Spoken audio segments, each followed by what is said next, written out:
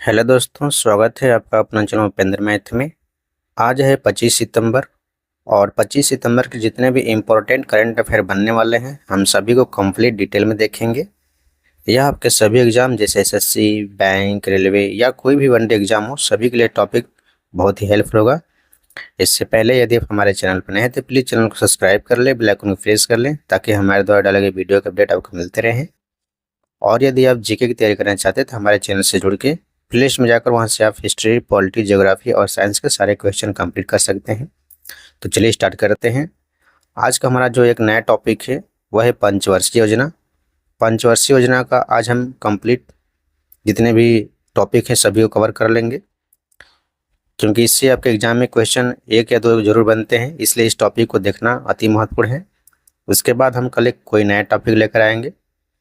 चलिए देख लेते हैं पंचवर्षीय योजना क्या है, इसके बारे में समझ लेते हैं। वर्ष 1951 से 2017 तक भारतीय अर्थव्यवस्था का मॉडल पंचवर्षीय योजना की अवधारणा पर आधारित था। पंचवर्षीय योजनाओं को तैयार करने, कार्यान्वित करने तथा विनियमित करने का कार्य योजना आयोग का होता था। वर्ष 2015 में योजना आयोग को नीति आयोग में प्रस्थापित किया गया। पहली पंचवर्षीय योजना के बारे में जान लेते हैं। प्रथम पंचवर्षीय योजना 1951 से 56 के बीच में चला। इसे भारत के प्रथम प्रधानमंत्री जवाहरलाल नेहरू ने भारतीय संसद में प्रस्तुत किया था। यह योजना हेराल्ड डोमर मॉडल पर आधारित था। इसे याद रखिएगा, एग्जाम में पूछा जाता है कि पहली पंचवर्षीय योजना किस मॉडल पर आधारित था, तो हेराल्ड डोमर मॉडल पर आधारित था। इसमें मुख्य रूप से कृषि क्षेत्र पर ध्यान केंद्रित किया गया। इसे भी याद रखिएगा, पूछा जाता है कि पहली पंचवर्षीय योजना मुख्य रूप से किस पर विशेष ध्यान दिया गया था, तो वह कृषि पर। इस योजना की लक्षित वृद्धि 2.1%, जबकि विकसित दर 3.6% रही। यानी कि पहली पंचवर्षीय योजना सफल रही। इसमें सामुदायिक विकास कार्यक्रम, राष्ट्रीय प्रसारण सेवा योजना तथा अनेक सिंचाई परियोजनाएं जैसे भाखड़ा नागल, ब्यास परियोजना, दामोदर घाटी परियोजना आदि शुरू की गई। दूसरी पंचवर्षीय योजना 1956 से 61 के बीच में लागू हुआ। यह पीसी महालनोबिस मॉडल पर आधारित थी, जिसका उद्देश्य समाजवादी समाज की स्थापना करना। आपसे पूछा जाए एग्जाम में कि दूसरी पंचवर्षीय योजना किसके मॉडल पर आधारित थी, तो पीसी महालनोबिस। एग्जाम में बार बार पूछा जाता है, इसलिए इस टॉपिक को याद रखिएगा। इसमें भारी उद्योग एवं खनिजों को प्राथमिकता दी गई। इस योजना में दुर्गापुर, भिलाई, राउरकेला इस्पात कारखानों की स्थापना की गई। राउरकेला स्टील प्लांट 1959 में जर्मनी के सहयोग से उड़ीसा के सुंदरगढ़ जिले में स्थापित किया गया। वर्ष 1959 में भिलाई इस्पात संयंत्र की स्थापना छत्तीसगढ़ के दुर्ग जिले में रूसी सहयोग से की गई। पश्चिम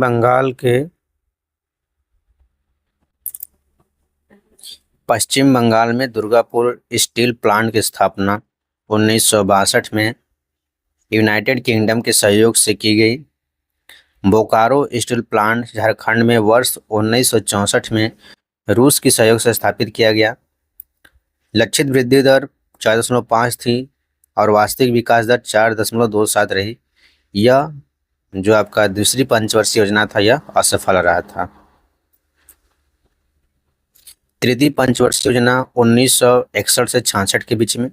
जितने भी पंचवर्षीय योजना है किस सन में चालू हुआ, किस सन में समाप्त हुआ, इसे याद रखिएगा, क्योंकि पूछा जाता है आपके एग्जाम में कि तृतीय पंचवर्षीय योजना कब से कब तक चली, पहली पंचवर्षीय योजना कब से कब तक चली, तो सभी का सन याद रखिएगा, एग्जाम में पूछा जाता है। कृषि और गेहूं के उत्पादन में सुधार पर केंद्रित किया गया। यह योजना सुखमय चक्रवर्ती के प्लानिंग मॉडल पर आधारित था। यह इंपॉर्टेंट नहीं है, क्योंकि इसमें नहीं पूछा जाता है कि तृतीय पंचवर्षीय योजना किसके मॉडल पर आधारित थी, पर एक बार देख लीजिएगा। लक्षित वृद्धि दर 5.6 थी, जबकि वास्तविक विकास दर 2.4 रही। यह असफल रही। इसके कई कारण हैं। इसमें पहला कारण है, इस योजना की विफलता के प्रमुख कारण थे भारत चीन युद्ध 1962 में, भारत पाक युद्ध 1965 में और 1965-66 में सूखा पड़ा था। इसकी विफलता के कारण सरकार को वर्ष 1966 से 1969 तक योजना अवकाश की घोषणा करनी पड़ी। इसे भी याद रखिएगा, आपके एग्जाम पूछा जाता है कि पहला योजना अवकाश कब से कब तक चला, तो 1966 से 1969 तक, इसे याद रखिएगा। चतुर्थ पंचवर्षीय योजना 1969 से 74 तक चला। इसे प्रधानमंत्री इंदिरा गांधी के कार्यकाल के दौरान पेश किया गया था। इस योजना में गाडगिल फार्मूला के आधार पर स्थिरता के साथ विकास और आत्मनिर्भरता की दिशा में प्रगति पर जोर दिया गया। वर्ष 1969 में पांचवें वित्त आयोग डी.आर. गाडगिल फार्मूले के तहत 3 राज्यों असम, नागालैंड और जम्मू कश्मीर को विशेष राज्य का दर्जा दिया गया। गाडगिल फार्मूले के तहत विशेष श्रेणी के राज्यों की आवश्यकताओं को पूरा करने के बाद जो संसाधन बच जाते हैं उन्हें 60% जनसंख्या के आधार पर, 25% राज्य की प्रति व्यक्ति आय के आधार पर, 7.5% राजकोषीय प्रदर्शन के आधार पर और 7.5% इन राज्यों की विशेष परिस्थितियों के आधार पर वितरित किया जाता था। यह योजना अशोक रुद्र तथा एलन एस मातने द्वारा तैयार ओपन कंसिस्टेंसी मॉडल पर आधारित थी। इस योजना में हरित क्रांति ने कृषि को बढ़ावा दिया। हरित क्रांति की शुरुआत 1960 के दशक में नॉर्मन बोरलॉग द्वारा की गई थी। इसे याद रखिएगा, पूछा जाता है कि हरित क्रांति के जनक कौन है, तो नॉर्मन बोरलॉग, याद रखिएगा। इन्हें विश्व में हरित क्रांति के जनक के रूप में जाना जाता है। भारत में हरित क्रांति का नेतृत्व एम.एस. स्वामीनाथन द्वारा किया गया। वर्ष 1969 में 14 बैंकों का राष्ट्रीयकरण किया गया। इस योजना की लक्षित वृद्धि दर 5.6 थी, जबकि वास्तविक वृद्धि दर 3.6 थी। ठीक है, तो यह भी आपका योजना क्या था, असफल था। पांचवी पंचवर्षीय योजना देख लेते हैं। यह 1974 से 78 के बीच में चला। इसने रोजगार बढ़ाने और गरीबी हटाने पर जोर दिया गया। इस योजना में न्यूनतम आवश्यक कार्यक्रम, काम के बदले अनाज तथा अंत्योदय योजना प्रारंभ हुई। वर्ष 1978 में नवनिर्वाचित मोरारजी देसाई सरकार ने इस योजना को खारिज कर लक्षित विकास दर 4.4 और वास्तविक विकास दर 8.8 रही, यानी कि पांचवी पंचवर्षीय योजना क्या रही, सफल रही। ठीक है, उसके बाद अवकाश हुआ 1978 से 80 के बीच में द्वितीय अवकाश हुआ। उस समय जनता पार्टी सरकार ने पांचवी पंचवर्षीय योजना को खारिज कर दिया और एक नई छठी पंचवर्षीय योजना पेश की। बदले में वर्ष 1980 में इंदिरा गांधी के फिर से प्रधानमंत्री चुने जाने पर कांग्रेस द्वारा इसे खारिज कर दिया गया। अनवरत योजना से तात्पर्य ऐसी योजना से है जिसमें योजना की प्रभावशीलता का मूल्यांकन वार्षिक रूप से किया जाता है और इस आधार पर अगले वर्ष एक नई योजना बनाई जाती है। छठी पंचवर्षीय योजना देख लेते हैं। इस योजना का उद्देश्य गरीबी उन्मूलन और रोजगार में वृद्धि करना था। शिवरमन समिति की सिफारिश पर राष्ट्रीय कृषि और ग्रामीण विकास बैंक नाबार्ड की स्थापना की गई। इस योजना की लक्षित विकास दर 5.2 और वास्तविक विकास दर 5.7 थी, यानी कि छठी पंचवर्षीय योजना भी आपका क्या था, सफल रहा। सातवीं पंचवर्षीय योजना देख लेते हैं। यह 1985 से 90 के बीच में चला। इस योजना में प्रधानमंत्री राजीव गांधी कार्यकाल में प्रस्तुत की गई थी। यह योजना का उद्देश्य उत्पादकता को बढ़ाना और रोजगार जुटाना, समता एवं न्याय आधारित सामाजिक व्यवस्था तथा तकनीकी के लिए सुदृढ़ आधार तैयार करना। लक्षित वृद्धि दर 5 थी, जबकि वार्षिक वृद्धि दर 6.01 रही। सातवीं पंचवर्षीय योजना भी सफल रही। आठवीं पंचवर्षीय योजना 1992 से 97 तक चला। इसका मुख्य उद्देश्य सर्वांगीण मानव विकास। इसी में प्रधानमंत्री रोजगार योजना की शुरुआत हुई। 1 जनवरी 1995 को भारत विश्व व्यापार संगठन का सदस्य बना। लक्षित वृद्धि दर 5.6, वास्तविक वृद्धि 6.8 रही। आठवीं पंचवर्षीय योजना भी सफल रही। नौवीं पंचवर्षीय योजना देख लेते हैं। 97 से 2002 तक। इसमें सर्वोच्च प्राथमिकता सामाजिक न्याय एवं समानता के साथ विकास को दी गई। इस योजना की लक्षित वृद्धि दर 7.1 रही, लेकिन वास्तविक विकास दर 6.8 रही, यानी कि नौवीं पंचवर्षीय योजना असफल रही। 10वीं पंचवर्षीय योजना, इसका उद्देश्य देश में गरीबी और बेरोजगारी को समाप्त करना था। इसमें गरीबी को 50% तक कम करना और 80 मिलियन लोगों के लिए रोजगार का सृजन करना था। इसमें लक्षित विकास दर 8.1 थी, जबकि वास्तविक विकास दर 7.6% रही। 11वीं पंचवर्षीय योजना देख लेते हैं। 11वीं पंचवर्षीय योजना 2007 से 2012 तक चली। इस योजना का लक्ष्य तीव्र एवं समावेशी विकास था। इस योजना में शिक्षा पर जोर दिया गया। वर्ष 2009 में शिक्षा का अधिकार अधिनियम प्रस्तुत किया गया, जो वर्ष 2010 में लागू किया गया। इसमें 6 से 14 वर्ष की आयु के बच्चों के लिए निःशुल्क शिक्षा अनिवार्य कर दिया गया। इसमें लक्षित वृद्धि दर 9 थी, जबकि वास्तविक विकास दर 8% रही, यानी कि यह भी योजना असफल रही। 12वीं पंचवर्षीय योजना 2012 से 2017 तक था। इस योजना का मुख्य उद्देश्य तीव्रता, अधिक समावेशी और धारणीय विकास था। योजना के अंत तक प्रजनन दर 2.1% तक लाने का लक्ष्य था। तो हमारा योजना से जितने भी इम्पोर्टेंट पॉइंट हैं हमने सबको देख लिया। अब हम रिवीजन क्वेश्चन देख लेते हैं। कल का हमारा जो रिवीजन क्वेश्चन उसको देख लेते हैं। पहला क्वेश्चन है, हाल ही में 18 से 20 सितंबर 2025 को कहाँ 8वें भारत अंतर्राष्ट्रीय चाय सम्मेलन 2025 का आयोजन किया गया है? कोच्चि में। निम्नलिखित में से कौन सा अंतर्राष्ट्रीय शांति दिवस 2025 का विषय है? शांतिपूर्ण विश्व के लिए अभी कार्य करें। निम्नलिखित में से किस राज्य में उप मुख्यमंत्री ने 16 सितंबर 2025 को महिला एवं सहायता समूह सदस्यों के लिए पहचान पत्र जारी करने की शुरुआत की? तमिलनाडु। ई गवर्नेंस पर 28वें राष्ट्रीय सम्मेलन का आयोजन स्थल क्या है? विशाखापट्टनम है। मोहनलाल को डैश के लिए दादा साहब फाल्के पुरस्कार के लिए चुना गया है 2023 में। वैश्विक वन निधि में पहला निवेश कौन सा देश बना है? ब्राजील। दुबई में आयोजित 28वें यूपीयू सम्मेलन के दौरान भारत को यूनिवर्सल पोस्टल यूनियन के किन निकायों में पुनः निर्वासित किया गया है? प्रशासन परिषद और डाक संचालन परिषद। केंद्रीय प्रशासनिक न्यायाधिकरण के 10वें अखिल भारतीय सम्मेलन का उद्घाटन किसने किया है? भारत के मुख्य न्यायाधीश BR गवई किए हैं। आत्मनिर्भर भारत के तहत भारत के बाहर पहला भारतीय रक्षा विनिर्माण संयंत्र कहाँ खोला गया है? मोरक्को में। सिंगापुर में स्कूबा ड्राइविंग दुर्घटना में जुबिन गर्ग की मृत्यु हो गई। वह एक प्रसिद्ध क्या थे? तो गायक थे। तो हमने रिवीजन क्वेश्चन कर लिया। अब हम आज के प्रश्न देख लेते हैं जो इम्पोर्टेंट है। पहला क्वेश्चन है, भारत सरकार और एशियाई विकास बैंक ने किस राज्य में शहरी जीवन स्थितियों में सुधार और जलवायु लचीलापन बढ़ाने के लिए $125 मिलियन के ऋण समझौते पर हस्ताक्षर किए हैं? तो वह है असम। ऑप्शन डी इसका सही उत्तर हो जाएगा। ये आपका असम राज्य है। भारत सरकार और एशियाई विकास बैंक ने $125 मिलियन के ऋण समझौते पर हस्ताक्षर किए हैं।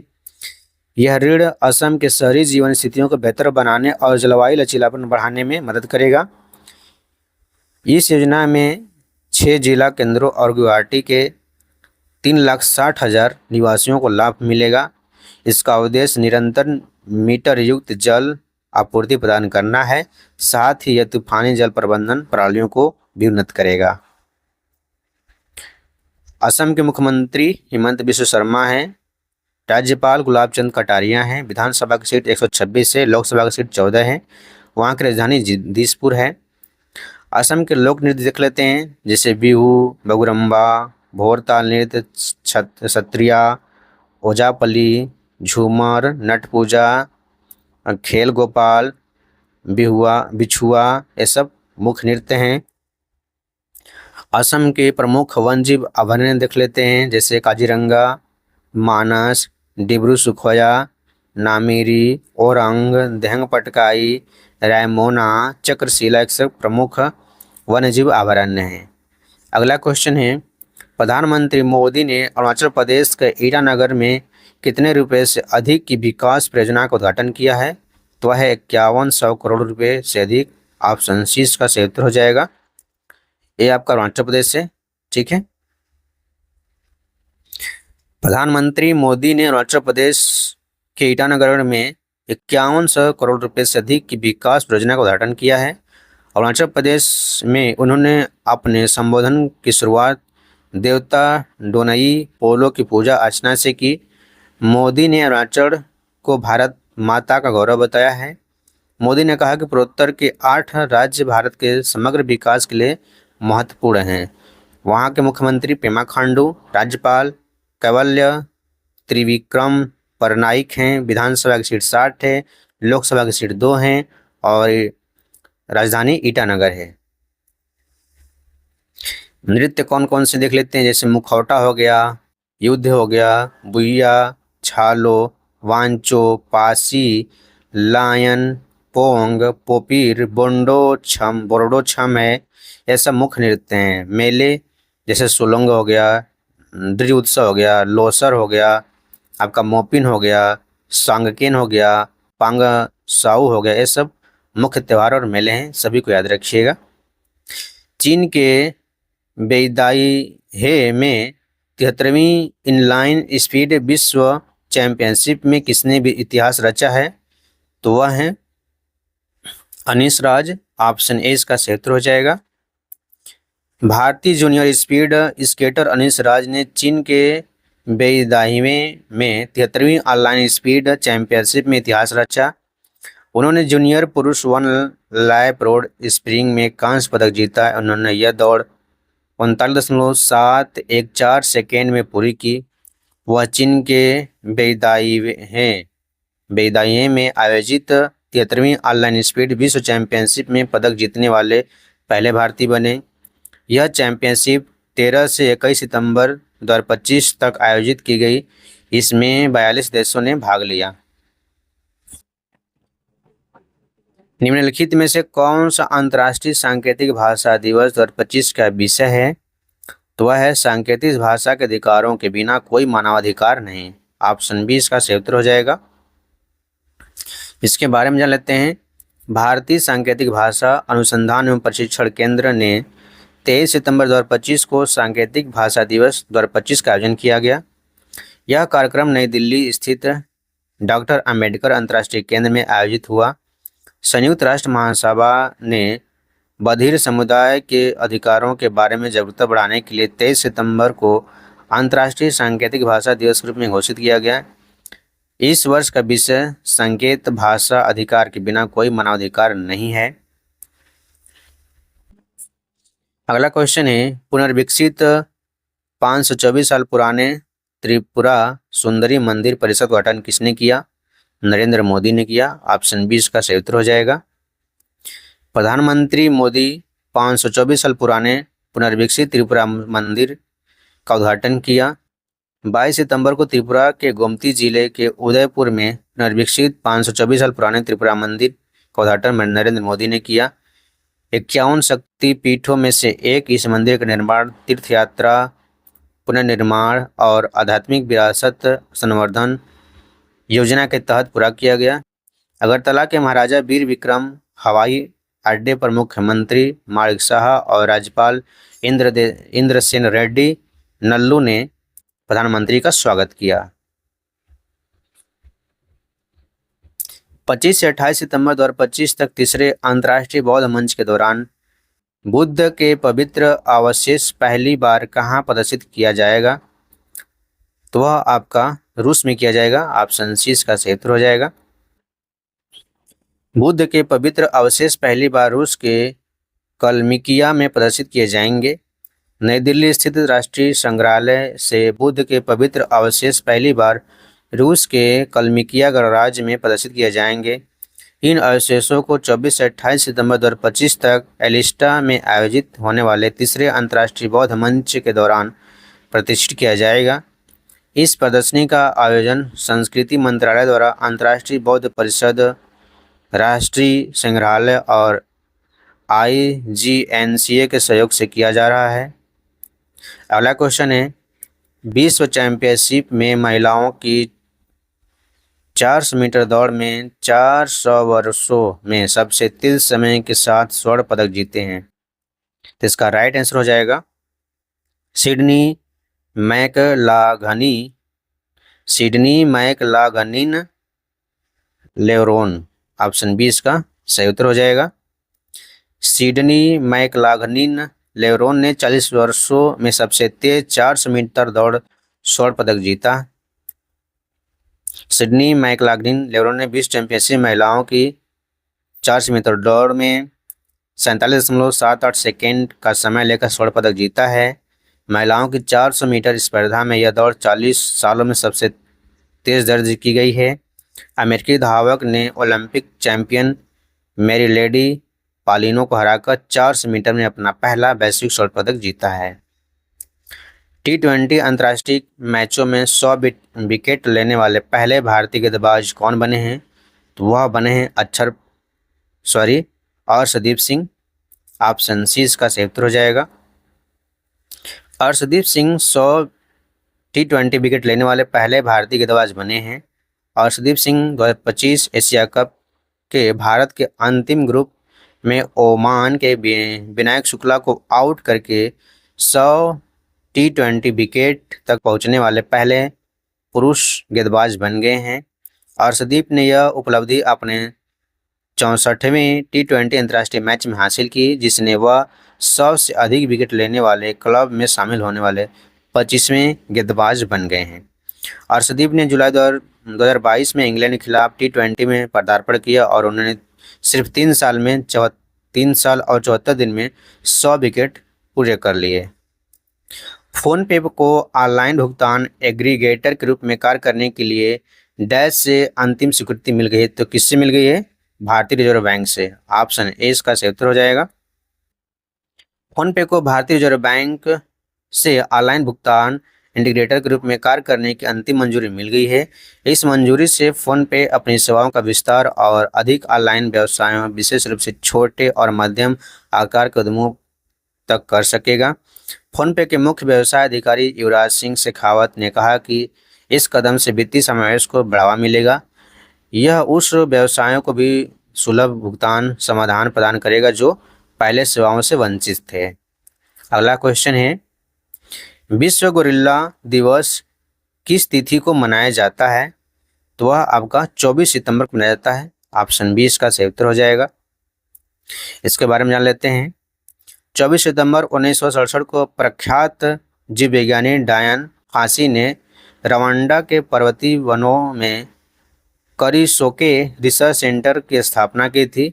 डायन फासी ने अपना जीवन माउंटेन गोरिल्लाओं की सुरक्षा में समर्पित किया और उनके संरक्षण की महत्वपूर्ण शोध के कार्य किए।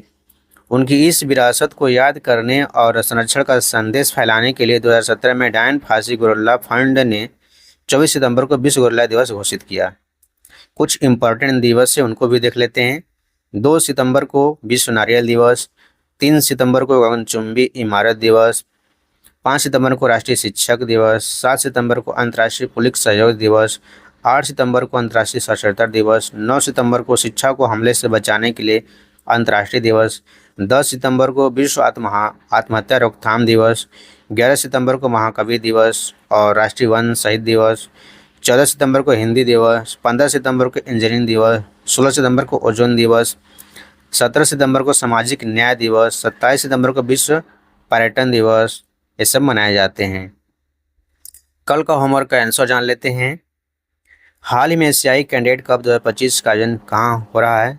तो हल्द्वानी में हो रहा है, ऑप्शन बी इसका सही उत्तर हो जाएगा।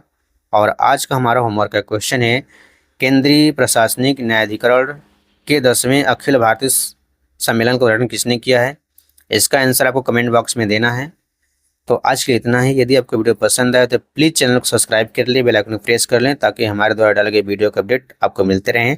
और साथ ही साथ हमें कमेंट करें। यदि आपको किसी भी टॉपिक पर वीडियो चाहिए तो हम जरूर वीडियो लेकर आएंगे। तो आज के लिए धन्यवाद।